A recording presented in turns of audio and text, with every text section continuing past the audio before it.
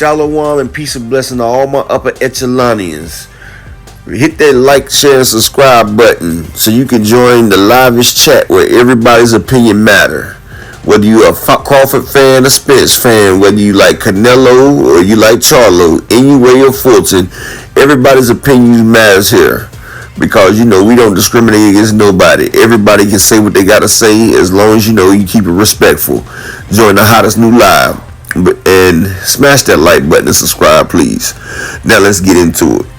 What exactly was wrong with Errol Spence? It was a few things. At first, you can look at the picture that I got up as the first.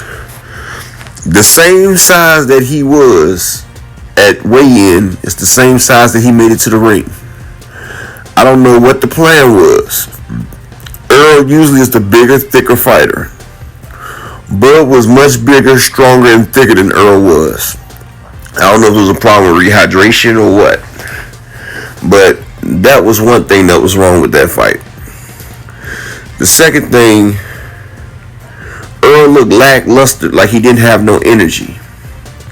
Now, it could be attributed to more than one thing. Maybe he overtrained. Maybe he was weight drained. Maybe he just been at the weight of 147 too long. All of them could be attributed to the fact that, Earl's 33 and he's still in the same division. He's been in the same division for over 10 years while most people that moved up a division or two. And he always said it was hard for him to make that weight. Not mentioning the fact that he's been on over a year fight layoff. Now, when you get older, you can't bounce back like you can when you was younger. And you can call it arrogance or a high sense of self-worth. Errol should have took a tune-up fight in between. Errol should have made sure he was active. Like, to be the same size you was at weigh-in was not a good look.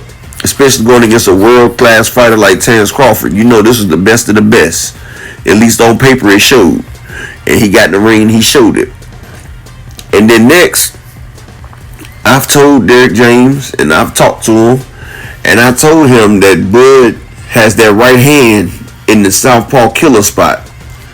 See, an orthodox fighter's best weapon against the southpaw is a straight right. Because the right hand is right there lined up to a southpaw's face.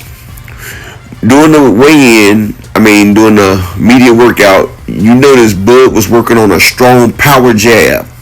He was working on a right power jab. And that power jab is what shocked Errol. He dropped him with a power jab. He caught him, timed him.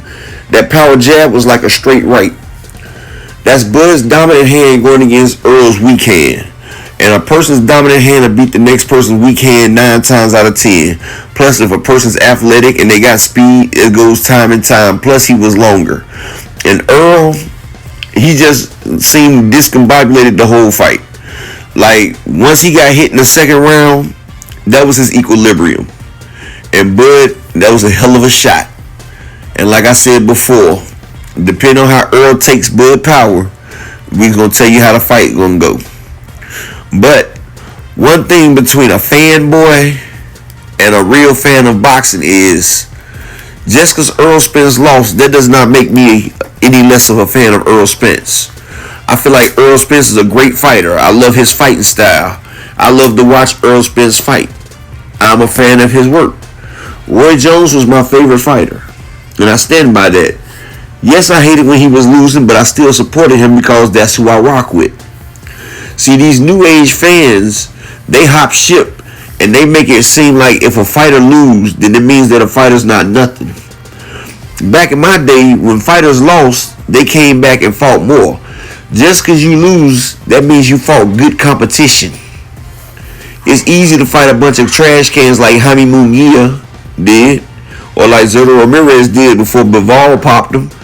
But if you got a fighter out there challenging himself to face the greats, we shouldn't shit on them. Like Stephen Fulton, everybody was talking mad shit about him about the anyway loss, but at least he challenged himself. Keith Thurman pissed me off with that. As many people as Keith Thurman ducked, how are you going to sit there and disrespect Cool Boy Fulton? That man did something that you would never do and got more balls than you ever have, Keith, because you ducked. But Errol fought the fight. He wanted the fight. He went out there, pursued the fight. He made the fight. The fight just didn't go the way that he planned. He lost. There's no excuse for that. The better man won. But Errol didn't look the same out there. And Bud, that was Bud's special night. It was like Pacquiao versus Thurman. Like, that was the best Pacquiao we've seen in a long time. Bud was super strong. His punch had super stank on it. I've seen Errol take a lot of shots, but Bud's shots he just couldn't handle. And I've seen him go against bigger punchers. And I'm not trying to insinuate Bud did anything wrong. No, I don't want to take no flowers away from Bud. I'm just saying it was weird because Earl's usually better than that. And this new nutritionist that Errol got in his strength and conditioning, I don't know what it was. But they're going to fight at 154. It can't be no excuse for Errol then because, they said Earl's best weight is 154, 160. I'm man down till I get down, you feel me? So Errol should be a lot stronger, faster, and he needs to get back with Blu-ray. He had 100% KO rate with Blu-ray, and he was strong. He wasn't getting pushed around the ring. This Errol I saw last night, I don't recognize him. He got pushed around the ring. He got little boyed out there. It got to the fact where Bud was down feeling sorry for Errol and played with him. He carried him a little bit to make the fight seem interesting. But that fight was completely one-sided ass whooping like Errol said, but it was the wrong way. It was just like Naoya Inoue did Fulton. It was like Errol just wasn't ready. It was like that he was still cold. Like he didn't come out there. And like I said, you can attribute it to being at the ring too long. Can attribute it to him taking that shot behind the ear. It contributed to a lot of factors. But once you get in that ring, there's no excuses. Win or lose. Because if Errol would have won, people would have said something was wrong with Bud. But I say a fight is a fight. If you go back out there and you fight again, we'll see. Maybe it was a fluke. Maybe Errol had an off night. Or maybe Bud is just that much greater than Errol. Maybe he was just hiding his true power. But I was talking to my homeboy and he said some things. And we were sitting there talking. Errol comes from a good family. And I was thinking about it too. Like, I used to be out in the streets when I was younger. You know what I'm saying? I ain't gonna lie. And people that didn't come from my background, they could never attribute to the streets the way I had to. Like, I had to do it to survive, to provide for me and mine. While you had some people that had a great household and they was just out there doing it because they wanted to be down. Fighters like Tank, Bud, Tyson, they had to box to survive out of poverty. So they came out the mud with it. Errol had a great household and everything. He did it. He was good at it. He excelled. So you got one that had to get it out the mud to feed him and his family. And then you had one who came from a great background and still, excelled in it. So does that mean the one that gets it out the mud had that much hunger, that knew that much, that been at the bottom that long?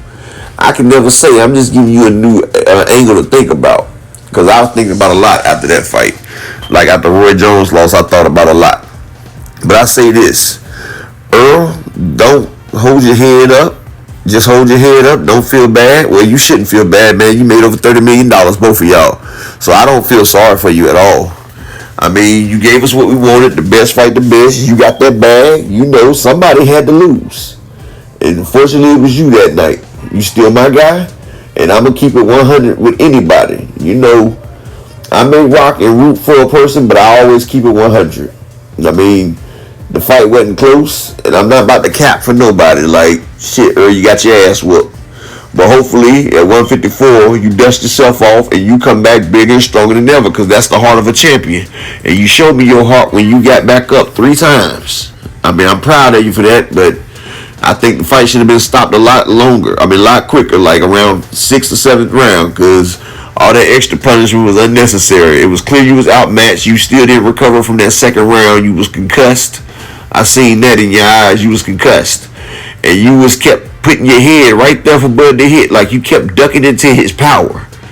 Like, you would thought after getting tagged a few times, you would stop ducking into his power, but that's how I know you was concussed, because you was out of whack, out of sorts, and you just kept ducking into his power, even when Derrick James was telling you not to. So that's what I can say. Bud came out, caught you with the shot, and it was over from there. But get back with Blu-ray, and all you out there talking crazy, You can rock with me, you don't, but I'm a real guy, and I'm gonna keep it real with everybody in boxing, whether I like a person or don't. I'm gonna keep it 100, and I'm gonna keep it all the way real. And if I'm a fan of you, I'm a fan of you. Whether you win or lose, I'm gonna still rock with you, but I'm gonna keep it 100 with you. I'm not gonna cap for you.